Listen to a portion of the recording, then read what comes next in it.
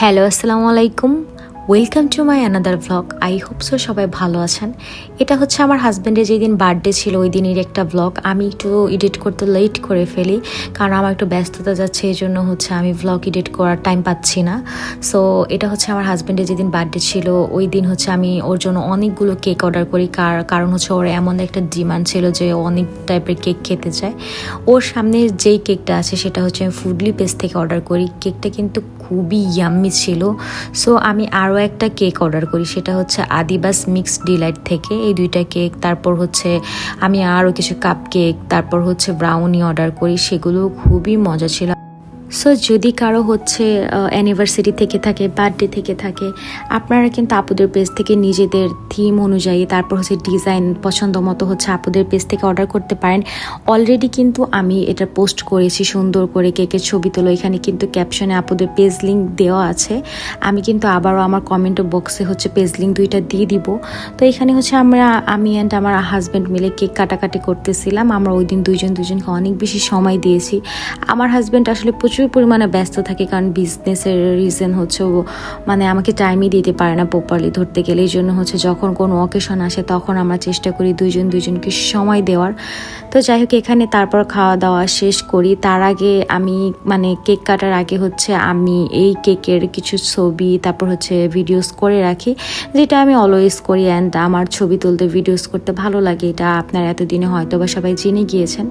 আর কেকগুলো এত সুন্দর ছিল, আসলে আমি নিজেই পাগল হয়ে গিয়েছিলাম লিটারালি। যাই হোক, দুঃখের কথা, আমি আসলে কি বলবো, ইদানিং আমার খুব বেশি হচ্ছে হেয়ার ফল হচ্ছে। এই জন্য আমি স্টিক্সের প্রফেশনাল হেয়ার সিরামটা হচ্ছে আমি অর্ডার করি। আমি হচ্ছে এই কম্বোটা অর্ডার করি নূর গ্ল্যাম পেজ থেকে। আপনারা চাইলে কিন্তু অর্ডার করতে পারেন, পেজ লিঙ্কটা কিন্তু আমি আমার ক্যাপশনে দিয়ে দিব। আমরা কিন্তু কম বেশি এই সিরামের উপকারিতা সবাই জানি। আমি মনে হচ্ছে সবার লাস্টে গিয়ে এটা অর্ডার করছি। এটা খুব সহজেই কিন্তু আমাদের চুল পড়া বন্ধ করে দেয়। এই সিরামটাতে এখন কিন্তু হেয়ার রিপেয়ার শ্যাম্পুটা একদম ফ্রিতে পেয়ে যাচ্ছে। সো অর্ডার করতে কিন্তু ভুলবেন না পুরা। অ্যান্ড এটা কিন্তু আমাদের চুলকে অনেক বেশি সিল্কি করে, অনেক বেশি শাইন করে। বিশেষ করে ফ্রিজি হেয়ারের জন্য কিন্তু এটা বেস্ট একটা অপশন। এটাতে কিন্তু রয়েছে মাকাদামিয়া অয়েল, ভিটামিন ই, যা চুলকে কিন্তু একদম সফট অ্যান্ড স্মুথ করে। একবার ইউজ করলে আসলে আপনারা এটা বুঝে যাবেন যে এটা হেয়ারের জন্য কত বেশি ভালো। হাতের তালুতে 2-1 ফোঁটা সিরাম নিতে হবে, তারপর হচ্ছে হেয়ারে অ্যাপ্লাই করতে হবে। অবশ্যই কিন্তু স্কাল্পে অ্যাপ্লাই করা যাবে না, কারণ হচ্ছে তাহলে হেয়ার পড়ে যাবে। এটা হচ্ছে হালকা ভেজা চুলে অ্যাপ্লাই করতে হবে। ইভেন যাদের জটালো চুল আছে তাদের চুল কিন্তু একদম সুন্দর হয়ে যাবে, সফট হয়ে যাবে। তারপর হচ্ছে যখন এটা আপনি হেয়ারে অ্যাপ্লাই করবেন, এতে আপনার চুলে কিন্তু জট লাগবে না। অ্যান্ড সারাদিন কিন্তু চুল manageable and healthy and silky থাকবে। সো আপনারা কিন্তু অর্ডার করতে পারেন।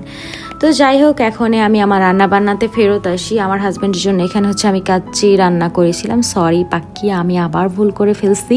তো যাই হোক, এখানে হচ্ছে আমি তার জন্য পাক্কি রান্না করি, পাক্কি বিরিয়ানি যেটাকে বলে। অনেকেই বলেছে যে এটা নাকি গরুর মাংস, খাসির মাংস। না, মিথ্যে বলে লাভ কি ভাই, গরুর মাংস কি মানুষ টাকা দিয়ে কিনে না?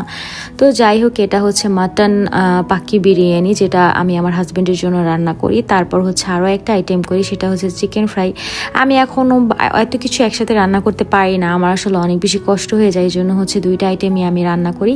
তা না হলে আমি আরও অনেক আইটেম হয়তো বা করতাম। আর যেহেতু 2জন মানুষ এত রান্না করে আসলে হয় না। আর আমি সবসময় যেহেতু ওকে টুকটাক রান্না করে খাওয়াই, এই জন্য হচ্ছে পছন্দের আমি 2টা আইটেম রান্না করি। অনেক আপুরাই কিন্তু আমার চিকেন ফ্রাই রেসিপি চেয়েছেন। এই চিকেন ফ্রাই রেসিপিটা কিন্তু আমি দিয়ে দিব, আমার কাছে কিন্তু সবই ভিডিও করা আছে। ওই যে বললাম আমি একটু ব্যস্ত, এই জন্য হচ্ছে আমি এডিটিংটা এখন করছি না। বাট খুব তাড়াতাড়ি হচ্ছে আমি ভিডিওটা আপনাদের সাথে শেয়ার করব।